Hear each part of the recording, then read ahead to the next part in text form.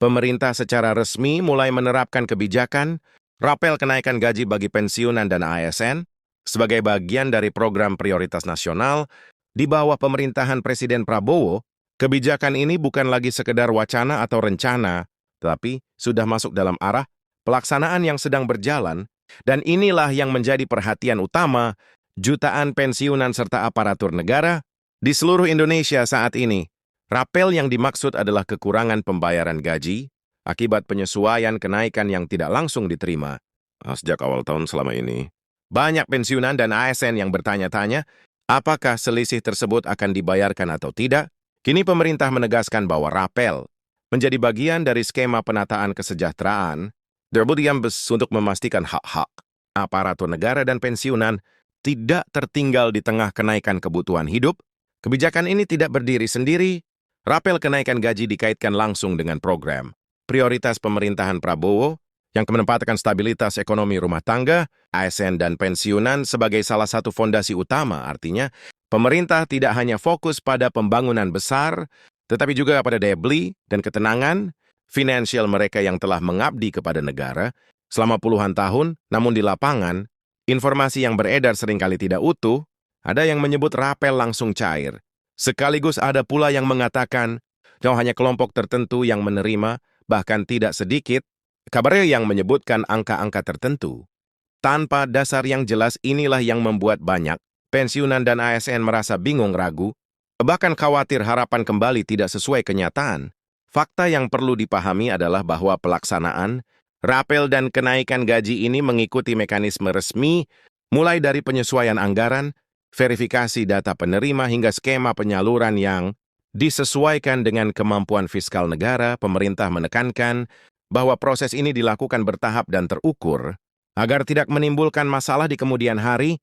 Bagi para pensiunan, kebijakan ini memiliki arti yang sangat besar. Rapel bukan sekedar tambahan uang, tetapi bentuk pengakuan bahwa hak yang tertunda tetap diperhitungkan. Sementara bagi ASN aktif, ini menjadi sinyal bahwa pemerintah serius menjaga keseimbangan antara kewajiban kerja dan kesejahteraan. Melalui pembahasan ini, kita akan mengurai secara jelas apa saja yang sudah resmi berlaku, siapa saja yang masuk dalam cakupan kebijakan ini, bagaimana mekanisme rapel dijalankan, serta hal-hal penting yang perlu diperhatikan agar tidak salah memahami informasi. Saya mau disampaikan dengan bahasa sederhana, tanpa rumor, tanpa sensasi, dan berlandaskan kebijakan yang sedang berjalan. Karena memahami kebijakan dengan benar adalah langkah pertama agar tidak terjebak kabar yang menyesatkan, terutama untuk keputusan yang menyangkut penghasilan.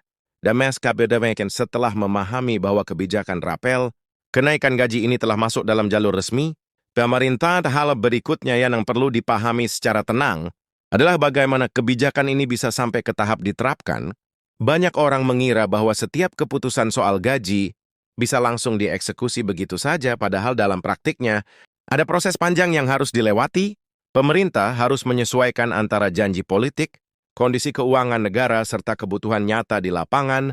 Disinilah sering muncul jeda waktu yang membuat masyarakat bertanya-tanya, padahal di balik layar proses administrasi dan penyesuaian anggaran sedang berjalan. Dalam konteks pemerintahan Prabowo, pendekatan yang digunakan cenderung berhati-hati namun terarah. Program prioritas tidak hanya dilihat dari besarnya dana yang dikeluarkan, tetapi dari dampak langsungnya terhadap kehidupan masyarakat, khususnya kelompok yang selama ini sangat bergantung pada penghasilan tetap, seperti pensiunan dan ASN. Pemerintah menyadari bahwa bagi kelompok ini, keterlambatan atau ketidakjelasan soal gaji bisa menimbulkan tekanan psikologis yang nyata. Oleh karena itu, rapel dijadikan solusi untuk menutup selisih yang sempat tertunda, agar tidak ada hak yang hilang begitu saja. Banyak pensiunan yang selama ini memilih diam, menunggu dan hanya saling bertanya di antara sesama. Ada yang berharap, ada pula yang mulai pasrah. Padahal secara prinsip, negara memiliki kewajiban untuk memastikan bahwa setiap kebijakan yang telah ditetapkan dijalankan secara adil. Rapel menjadi simbol bahwa pemerintah tidak menutup mata terhadap masa transisi kebijakan. Ini bukan tentang memberi hadiah, melainkan tentang memenuhi hak yang memang seharusnya diterima. Dalam beberapa tahun terakhir, tantangan ekonomi memang tidak ringan. Harga kebutuhan pokok mengalami kenaikan, biaya kesehatan semakin terasa, Demikian pengeluaran sen rumah tangga terus bertambah, bagi pensiunan kondisi ini seringkali terasa lebih berat karena penghasilan tidak lagi fleksibel. Setiap rupiah memiliki peran penting. Itulah sebabnya ketika pemerintah berbicara soal rapel dan kenaikan gaji, dampaknya langsung terasa secara emosional, bukan karena jumlahnya semata, tetapi karena ada rasa dihargai dan diperhatikan. Di sisi lain, ASN aktif juga berada dalam posisi yang tidak kalah kompleks. Tuntutan kerja meningkat, adaptasi terhadap sistem baru terus berjalan, dan ekspektasi pelayanan publik semakin tinggi ketika pemerintah memastikan bahwa rapel dan kenaikan gaji menjadi bagian dari program. Prioritas ini memberi sinyal bahwa keseimbangan damai antara beban dan kerja dan kesejahteraan tetap dijaga. ASN bukan sekedar mesin birokrasi, tetapi manusia yang memiliki kebutuhan dan tanggung jawab keluarga. Yang perlu dipahami bersama adalah bahwa pencairan rapel tidak selalu dilakukan secara serentak dan langsung dalam satu waktu. Mekanisme ini bergantung pada kesiapan data, validasi penerima, serta alur pencairan di masing-masing instansi atau lembaga terkait. Inilah yang sering menimbulkan kesan seolah-olah kebijakan tidak berjalan, padahal sebenarnya sedang berlangsung secara bertahap. Kesabaran memang diuji, tetapi proses ini bertujuan agar tidak terjadi kelelahan yang justru merugikan penerima di kemudian hari. Banyak informasi di luar sana yang menyebutkan tanggal tertentu, angka-angka yang terlihat pasti, bahkan klaim bahwa dana akan cair dalam hitungan hari. Informasi seperti ini perlu disikapi dengan bijak. Pemerintah jarang menetapkan jadwal pencairan yang terlalu kaku sebelum semua aspek teknis benar-benar siap. Oleh karena itu, yang terpenting adalah memahami alur kebijakan, bukan terpaku pada rumor yang belum tentu benar. Bagi pensiunan, memahami skema rapel juga berarti memahami bahwa setiap golongan dan masa kerja memiliki perhitungan yang berbeda. Tidak semua menerima jumlah yang sama, dan tidak semua merasakan dampaknya dengan cara yang identik. Hal ini sering menjadi sumber perbandingan yang tidak perlu, padahal kebijakan dirancang berdasarkan formula yang mempertimbangkan keadilan dan kemampuan negara. Fokus utama seharusnya bukan pada membandingkan, tetapi pada memastikan bahwa hak masing-masing terpenuhi. Sebaik ketentuan dalam banyak kasus, rapel justru menjadi momen evaluasi bagi pemerintah untuk memperbaiki sistem ke depan. Keterlambatan pembayaran, ketidaksinkronan data, atau perbedaan informasi di lapangan menjadi catatan penting agar tidak terulang. Pemerintahan Prabowo menjadikan fase awal ini sebagai pijakan untuk penataan yang lebih rapi di masa mendatang. Artinya apa yang terjadi sekarang bukan hanya berdampak hari ini, tetapi juga membentuk pola kebijakan jangka panjang. Tidak bisa dipungkiri, kepercayaan masyarakat terhadap kebijakan gaji dan pensiun sangat dipengaruhi oleh pengalaman masa lalu. Ada yang pernah menunggu lama, ada yang pernah kecewa, dan ada pula yang merasa kebijakan sering berubah-ubah. Oleh karena itu, pendekatan komunikasi menjadi sangat penting. Pemerintah berusaha menyampaikan bahwa program prioritas ini bukan sekedar slogan, tetapi benar-benar dijalankan dengan langkah nyata, meskipun tidak selalu secepat yang diharapkan. Dalam kehidupan sehari-hari, rapel seringkali digunakan untuk kebutuhan yang tertunda.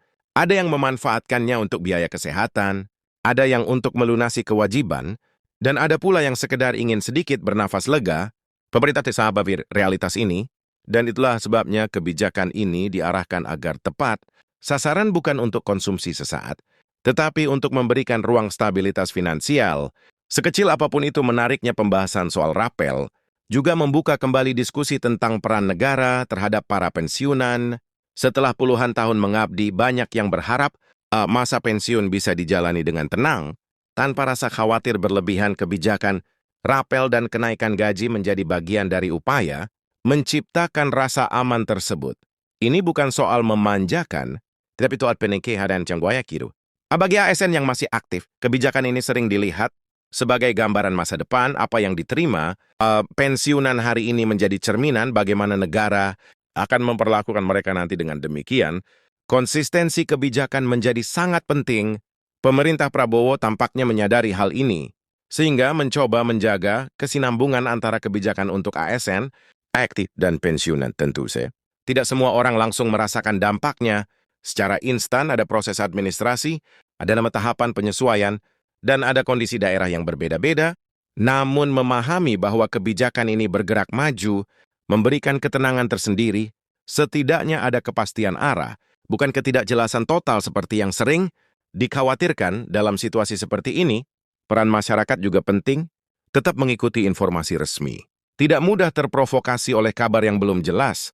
Sumbernya dan saling berbagi informasi yang benar menjadi kunci agar tidak terjadi kepanikan atau harapan palsu. Dan pemerintah memang memegang kendali kebijakan, tetapi masyarakat memegang kendali cara menyikapinya.